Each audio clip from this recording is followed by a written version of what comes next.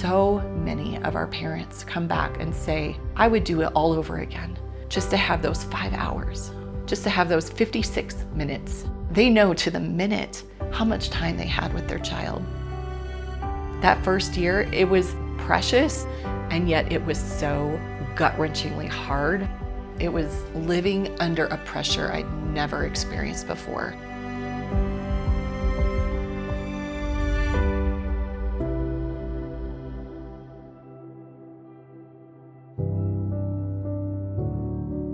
I have been an Air Force wife for over 25 years now, and we've settled down here in the Colorado Springs area. If you had asked us at the beginning of our marriage, do you want a big family?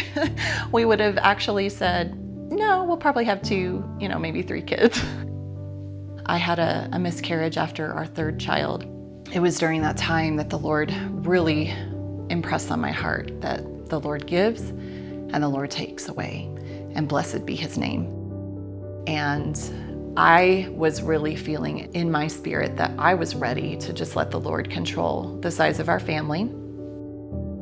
Rama was born. We had 8 children. I was in my early 40s by this point, and I really felt that we were finished. I was nursing Rama, and she was about a year old. And during one middle of the night nursing session, I was just probably crying and praying, Lord, I just can't do this very much longer. I'm so tired. And in my spirit, I felt him say, enjoy this. This is your last time. And I took that to mean, we're done. This is wonderful. I will enjoy this time because she's our last one. And so when I saw the positive pregnancy test a couple months later, I was not happy. I honestly wrestled that summer of 2016 with feeling almost betrayed by God. I know his character. I know the truth of who God is, and he does not deceive, and he does not betray us. And so then it became, well, did I hear him wrong? I didn't like that thought either. I feel that I have walked with the Lord. I study his word. I pray. I feel guided by the Holy Spirit. And so I could not reconcile these things. So then I thought, well, maybe we're going to lose this baby because that has happened before. So it was a lot to wrestle through. And my foundation was not going to be shaken because I believe the Bible is the word of God. I believe God is who he says he is, and he is good, he is loving, he is a good father who gives good gifts. And so even though I wasn't feeling like this was a good gift, I knew it was. So I knew that this little one had a special story as well. Finally, after the first several months of pregnancy, I got to a place where I could honestly say I was joyful, I was excited. I did feel the peace of this indeed was going to be our last child. We had not felt the freedom to do anything permanent, to prevent more children. But at this point we did. And I'm very thankful because what happened next started us on a whole new journey that none of us ever could have imagined. When I got the phone call that had words like Edwards syndrome and Trisomy 18 and genetic anomalies, it was very scary. The lady was telling me that my blood test indicated an elevated risk for a child with this condition. She wanted me to get a diagnostic ultrasound, but I was pressing her, what does this mean if this is the case? She said, well, you have a 9 out of 10 chance that it's nothing, that it's just, a quirk. Okay, but what if? And she was quiet and she said, well, usually these pregnancies end. You mean the child won't be born alive? Usually they pass in utero. But what if they're born alive? Well, there are severe difficulties and it would be a very short life. So I hung up the phone, and of course I was very emotional. My children saw my face, they heard parts of the conversation, and we're a very open family anyways. This was not something I could hide, nor did I want to. So I said, this is what's going on. This is what the lady told me. I remember very specifically saying, no matter what happens, we know that God is good and God is sovereign. And we're just gonna lean on that. So one of the things that we've seen in other ultrasounds was the little wave. And we didn't see that this time because the fists were clenched, which is one of the markers of trisomy 18. It was a long time before a doctor came in to talk to us. I don't remember this doctor's name. We only saw her a couple of times, but I remember her demeanor. She was very cold and clinical. She didn't talk about our baby. She talked about the fetus. And she didn't say she or her, even though we had just found out this was a girl. She said it. And she was comparing. So a normal fetus would have this. This fetus has this. We went home that evening from the ultrasound, intending to have a family meeting and discuss what all of this meant. And we said, we want you to know this baby's name so you can be praying for her by name. We chose to name this little girl Verity Irene. And Verity we chose because it's from the Latin veritas, which means truth. And we were thinking about a truth name because of my own journey with the Lord through the early pregnancy and really resting on the truth of his character. But it was just confirmed by knowing that this pregnancy was not going to be like any of our other ones. This had a shadow over it, but we rested on the truth that God had created this little girl in his image. She was not a mistake. The world will look at a trisomy or any kind of a genetic condition as a mistake. But we knew that our God had knitted her together just as she was in my womb. In fact, my third child, he's so tenderhearted, and I remember him asking during this family meeting, Mom, can God heal Verity? And I remember telling him, can he heal her? Yes, I absolutely believe he can. However, he has already put her together the way she is. He has already put that extra chromosome in every cell of her body. So will he take that away? I don't think so. I mean, I can't say with certainty what God's going to do, but I have to believe that he did it on purpose, for a purpose. So Verity means truth. We felt called from the very beginning. Whatever this journey was going to look like, however long she was going to be with us, we felt called to speak the truth of the value of all human life. Her middle name, Irene, it is a family name. It's based on a Greek word which means peace. We really needed the peace of the Lord to assure us when we weren't certain whether we would meet her alive or not. I was having monthly ultrasounds. They wanted to monitor Verity's growth. One of our appointments, we were set to visit with our genetic counselor to ask any additional questions, and then she had arranged for us to meet with the head of the neonatology department.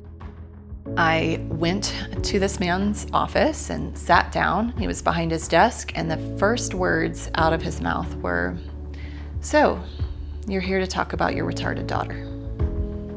I was absolutely flabbergasted. I didn't even know what to say. I never would have expected a medical professional to say that to me.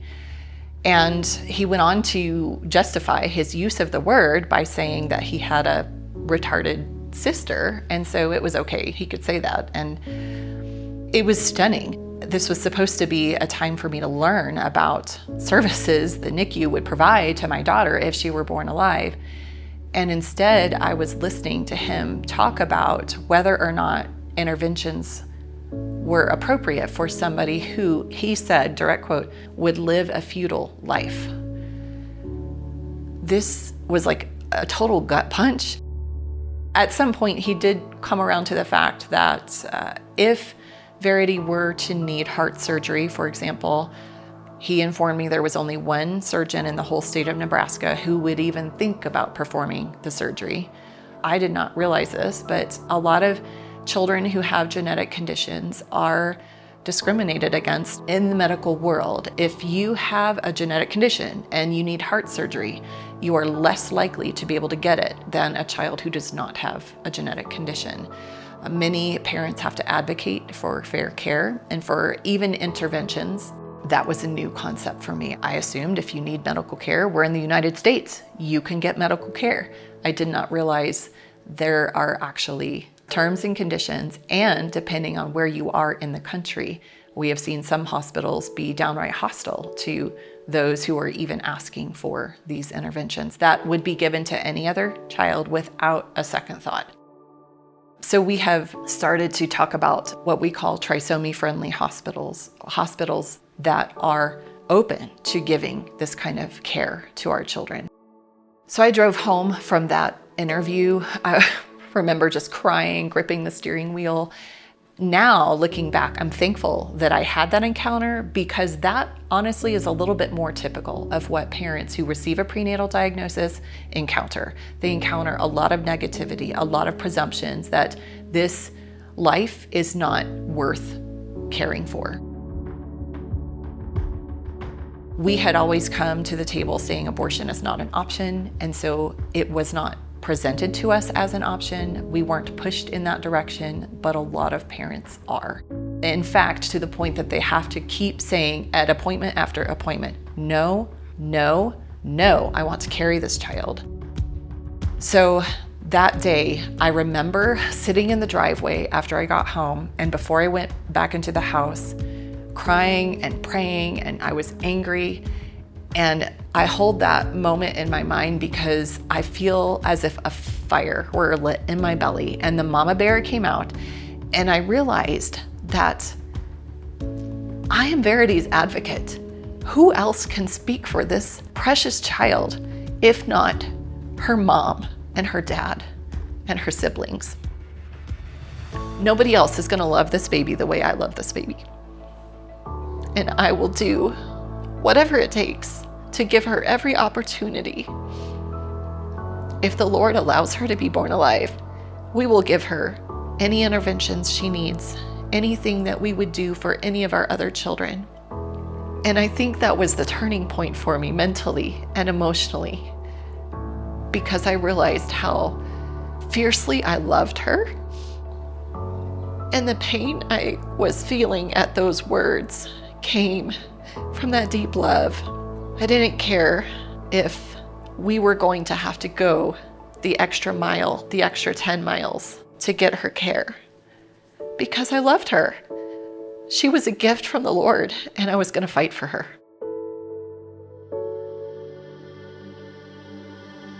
The care we received, aside from those couple of negative experiences, we had nothing but support and kindness and compassion.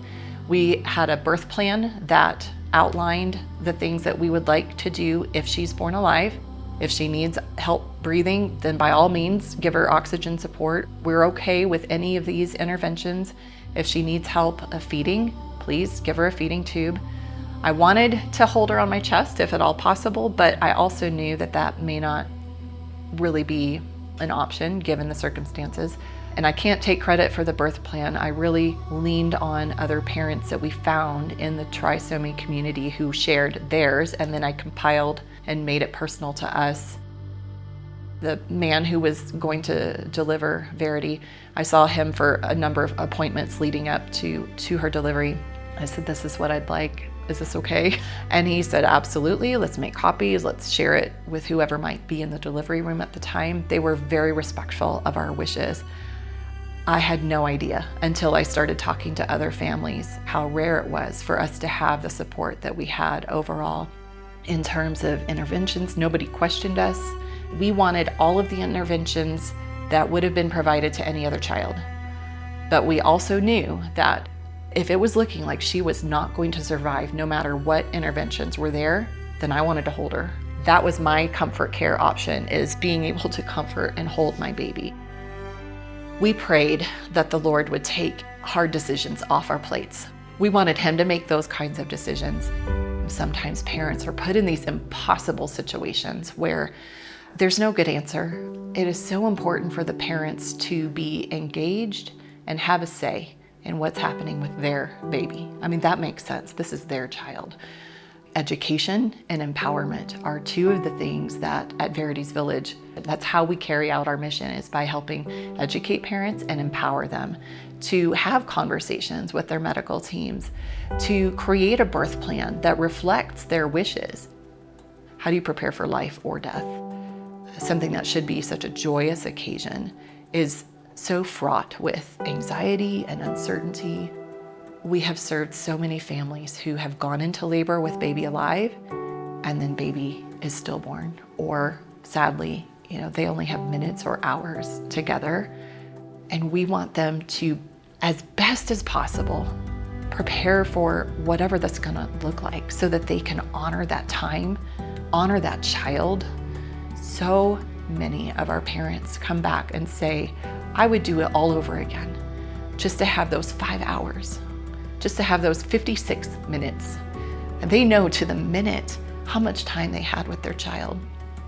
To be able to empower them to ask for maybe some oxygen, maybe a feeding tube, maybe something that is not super invasive, that can allow them to still have the child in their arms and with them and yet sustain the life long enough to assess. We encourage parents to evaluate and assess.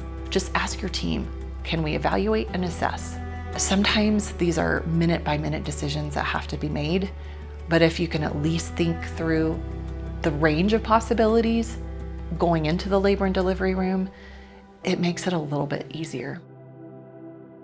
If your child is only going to live a few minutes or a few hours, that looks very different from, okay, child is born alive and actually might do better than anyone could have possibly expected, which is what happened with us. We decided and had this on our birth plan that we wanted me to go ahead and get an epidural just in case an emergency C-section were to be needed. Our primary goal was to meet Verity alive. And if that meant that I needed a C-section, we wanted that to be an option. Verity was a few days past her due date. She was full term. We thought once the epidural got into place that she was just gonna be born super quick because she was small, and my body had done this a number of other times, but we learned that she was transverse, so that means she was sideways. And so because I had the epidural in place, the doctor did manually turn her. So once she was in the right position, I was ready to push and she was ready to come out. By God's grace, Verity was born alive. She came out with dark fuzzy hair and she was on my chest. It was really an emotional moment. She was 5 pounds, 3 ounces. She was a good size for a Trisomy 18 kiddo. Just the fact that we did get to meet her alive, that was our #1 goal. That alone was a miracle. This was our first experience with the NICU. The team was amazing. They got her oxygenated. She was on CPAP to help her breathe.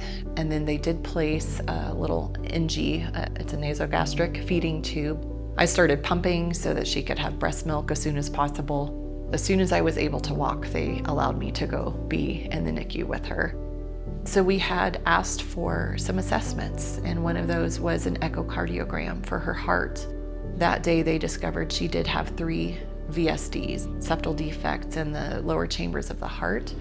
And one of them was large enough that they said she would need surgery in her first year of life. The cardiologists said that they were willing to take Verity's case before their board. Once a week, they have a meeting with the whole team and they look at one particular case and then they all get to weigh in. They wanted another echocardiogram, so they had the most up-to-date imaging. Later on, I got a phone call and they wanted to repeat it. And that scared me. But the reason they wanted to repeat it is because her heart no longer looked as if it needed surgery. That large VSD was already starting to be patched up on its own. And of course they say on its own, but we believe that God worked another miracle, and in no small part because her brothers and sisters were earnestly praying that they could have their baby sister on earth for a long time. And we had our whole church family praying for us. So many people were praying for us and following our journey. If she had needed heart surgery, we absolutely would have done whatever we needed to get her that care. We've walked alongside some families that have moved their child to different hospitals so that they can get life-saving interventions, and heart surgery is a big one, which research has shown if these children receive these kinds of interventions, then, surprise, they can have a better quality of life. In one sense, we were a success story because we got to bring her home from the hospital. We spent 18 days in the NICU, which really is not very much time. We've walked with families who have been there for months and even past the first birthday. So the fact that we got to bring her home at 18 days was really a miracle. But based on what I had been told, of those who are born alive, 5 to 10% make it to their first birthday. So we lived that first year with her almost expecting every day, is this the day? We lived in fear. We had connected with some support groups online, and we were making connections with families. Even though we hadn't met in person, we felt as if we knew them because they were on a similar journey. And we would see so many of these little ones pass away due to various complications stemming from the chromosomal abnormalities. But trisomy 18 in and of itself is not a death sentence. So the 5 to 10% making it to their first birthday was a statistic in our mind from the beginning. But we did start to see some other information. If provided with interventions that can help them overcome some of these common physical obstacles, 35% make it to their first birthday. That first year, it was precious to see so many miracles, so many answers to prayer, and yet it was so gut-wrenchingly hard on every level. It was hard on my marriage. It was hard on our family. It was living under a pressure I'd never experienced before. Part of it was, I'm trying to keep my child alive. I need to learn what her needs are. It's the fast track to the medical mom degree. We thankfully did not have any illnesses that first year to deal with, but we had a host of specialists that she saw: cardiology, orthopedics, GI, neurology, so many medical appointments, so many therapies. There was a dietitian to work with. We were dealing with vomit and reflux, and so there was always the fear of aspiration. So I was highly vigilant with the suction machine, and then there was the fact she just didn't sleep. We learned that she has obstructive sleep apnea, which is very common with our children. So my husband and I would pass the torch. He would go to bed at 8 p.m. and sleep as long as I would let him, and I would be up as long as I could be with Verity. And then when I was about to pass out from exhaustion, I'd wake him up and he would take the rest of the night. We were in pure survival mode. And then I felt so stretched with 8 other children who had their own needs. I had toddlers through teenagers. I didn't realize it at the time, but we had a couple of teenagers who actually struggled not only with depression, but suicidal ideation. And as a Christian mom, homeschooling mom, there's so much emotion. There's guilt. I felt like, how could I miss this? How could I not be the mom that my kids deserve and the mom that they need? And yet, at the same time, I was drowning in my own grief, in my own anxiety, having panic attacks. So it was all I could do to keep myself going and to keep Verity cared for at the level of care we needed for her. So there's a lot of grace in that. There has to be grace. Otherwise, I would go crazy with all the things that I didn't do. It's by God's grace that He grabbed a hold of my kids' hearts and reminded them of His great love for them. They didn't have to earn His favor. And even if mom and dad couldn't be everything that they wanted to be, mom and dad loved them. They're so loved and so cherished. All that to say, it was a hard season for us. And I did not realize how traumatic it is to simply get the diagnosis. The trauma is real. Some people go through so much more. I don't know how people do life without Jesus. I have seen marriages crumble. I've seen families fall apart because of a journey like this. and you have to have a solid foundation of truth, and you have to lean on the Lord.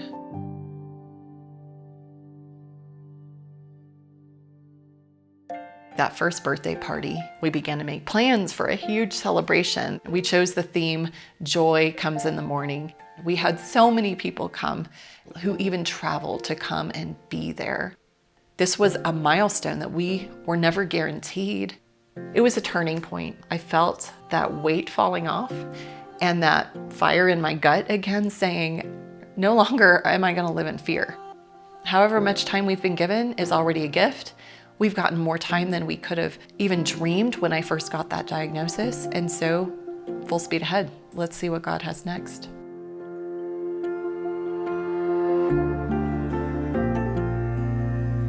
My view of our Heavenly Father enlarged so much when I became a mom. I've always felt the need to, justify my existence, prove that I'm valuable. And parenting showed me that love exists simply because. To bring my sweet little girl home from the hospital, she had done nothing to earn my love. She just existed, and I loved her so completely. And that's how God's love is for us, that He would send Jesus to die for us. I just get a tiny glimpse of that when I look at my children, and I want to do everything I can for them.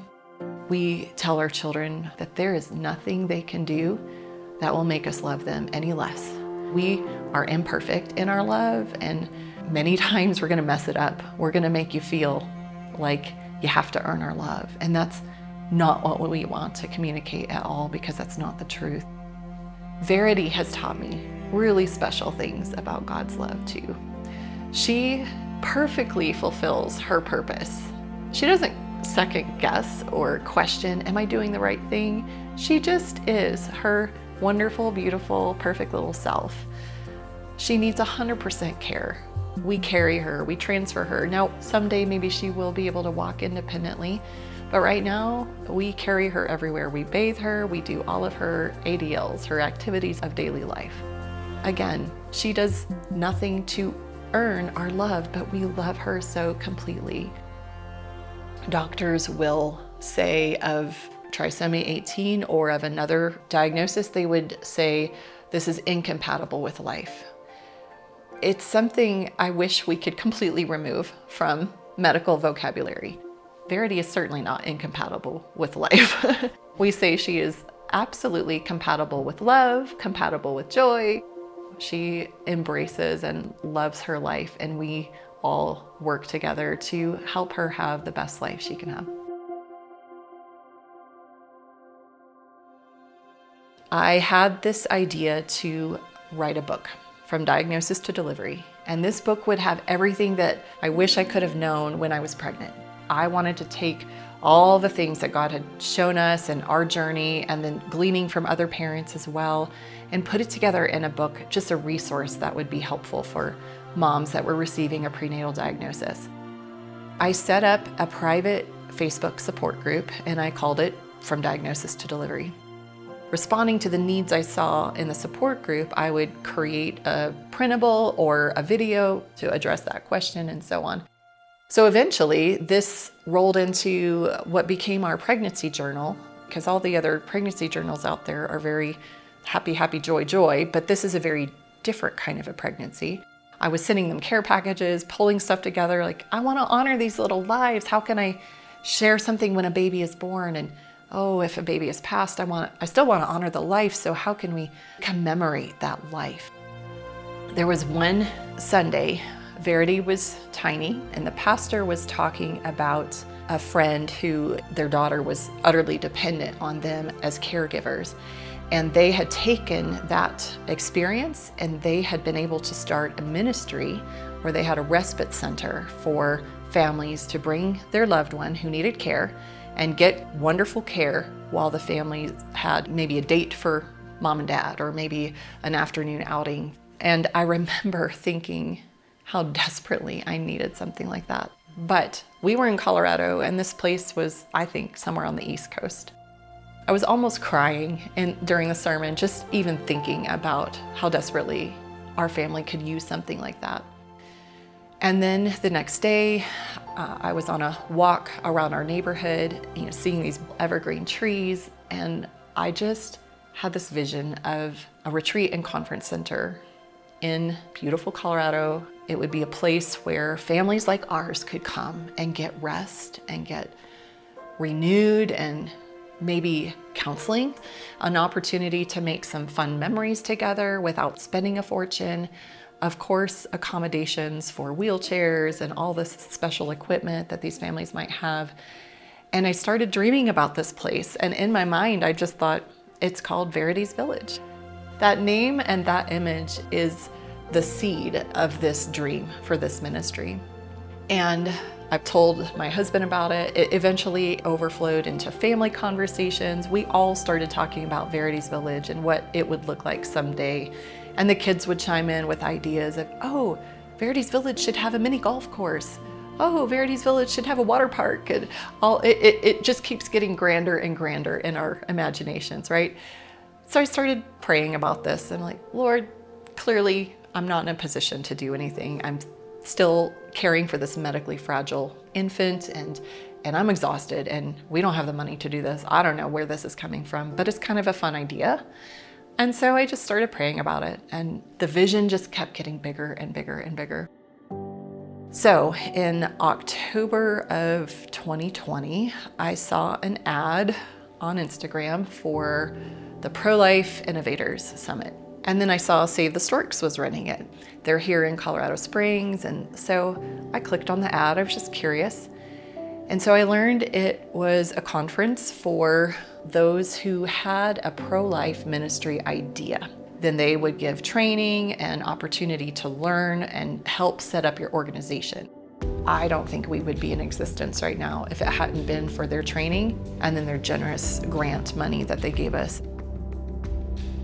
For the home life, I have to speak to the grace of God in giving us home healthcare nurses, that we do have private duty nursing for Verity, which is something I did not think we could qualify for. But if it weren't for our in-home nurses, I would not be able to homeschool our children, let alone run a ministry.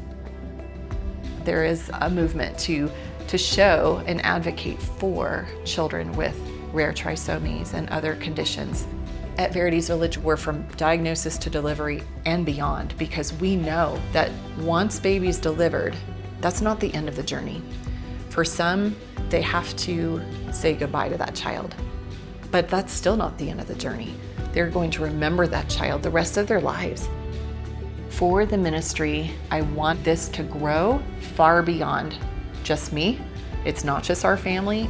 We call it Verity's Village because she inspired all of this. But I pray it far outlives any of us.